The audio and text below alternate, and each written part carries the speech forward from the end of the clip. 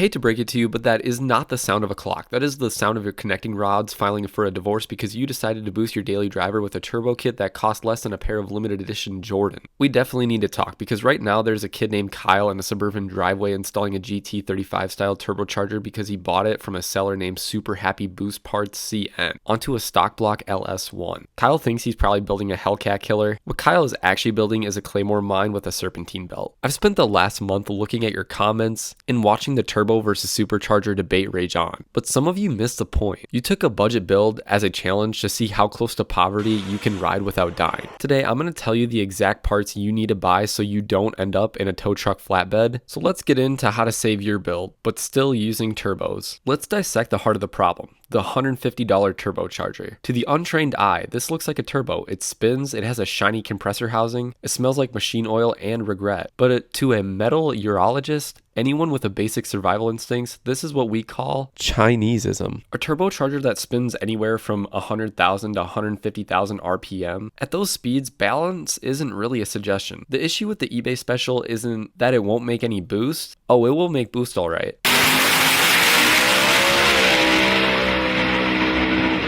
For maybe about 3 poles. The issue is the casting quality and the balancing. Cheap turbos use journal bearings made of metal softer than cheese. The moment you push past around 8 psi, the shaft starts to wobble like a drunk college student leaving from a frat party. Once that shaft wobbles, the compressor wheel touches the housing. This creates metal shavings. Those shavings get inhaled by your engine, and congratulations, you just sandblasted your cylinder walls from the inside. Your oil feed line becomes a glitter dispenser, and not the fun kind of glitter, the kind that spins a rod bearing. So does this mean you need a $3,000 Garrett or Precision turbo? No, absolutely not. This is a budget guide, so I'm going to keep it 100% real honest. The solution? You stop buying new trash and start buying used treasure. Let's talk about the holy trinity of budget boost. The Holset HX35 and the HX40, found on Cummins diesels, these things are built like Soviet tank. They will outlive you, your children. You can find them used for around $300. The VS Racing line, if you must buy new, the VS Racing has essentially taken over the Chinese turbo market.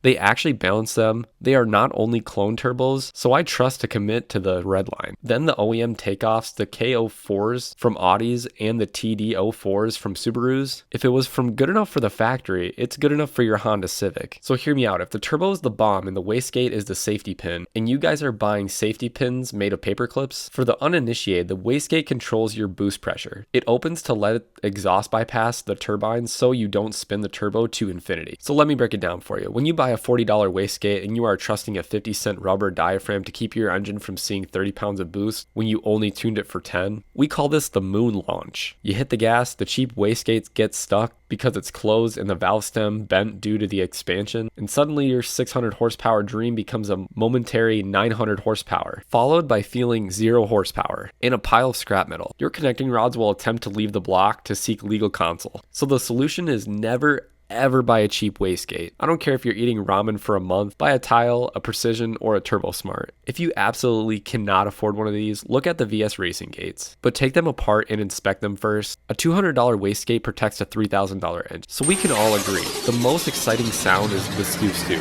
right? Every 17-year-old wants it. I mean, I want it. It's kind of the mating call of a JDM fanboy. But let me tell you a secret that might hurt your feelings. This is the sound of turbo screaming in pain. That flutter is the compressor surge. That is the air having nowhere to go and smashing back into the compressor wheel while that is spinning the other way at 100,000 RPM. It's like running into a wall full speed into a brick wall repeatedly. Eventually, the turbo shaft snaps. But on budget builds, half of you weld the flange on crooked, or the spring inside is too stiff because it was designed for a diesel truck, not your 1.6 liter Miata. So the valve doesn't have any open air, and then the air surges, the turbo dies, and you stand there at the car meet revving your engine, absolutely destroying your turbo bearing, probably thinking you're sounding like Paul Walker. The solution here is get a proper blow-off valve with the correct spring rate for your vacuum. Recirculate it if you have a mass airflow sensor, or a vent to atmosphere if speed density. And for the love of God, please check the O-rings. Cheap BOVs leak boost like you're a sieve. You'll be chasing a boost leak for weeks, tearing out your hair because you don't even know where it is, only to realize your $30 BOV isn't sealing right. But honestly, we need to talk about the invisible killer.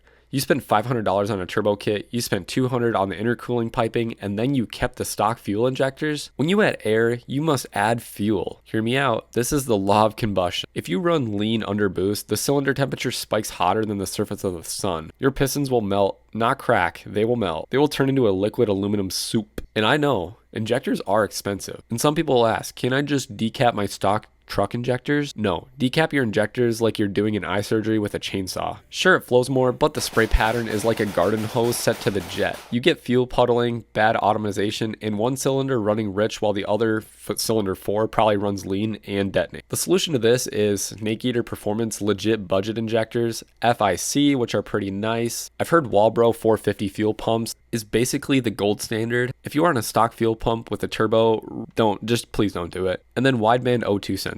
This is a non-negotiable if you don't have an AEM or Innovate wideband gauge in your car. This will help you to see if you're going lean before your engine blows. All right, so here's your shopping list. For turbo, you got your Holset HX35 or Junkyards, or from VS Racing. A manifold, so cast iron long manifold. Hear me out, the cast iron is ugly, but they're pretty invincible. A wastegate, so a tile or a turbo smart. Fuel injectors, you got the Snake Eater ones or the Walbro 450 pump, and then a real tune and not a base map you download from a forum in 2009. I want you guys to build cool cars. I want you guys to be able to hit that boost that you get pinned to your seat. But honestly, I'm tired of seeing good cars go to the scrapyard because of bad decisions. Don't be the archetype of the part out guy. Be the guy who actually drives a car that works. Thanks for watching. We'll see you in the next one on Torque Savvy. Peace.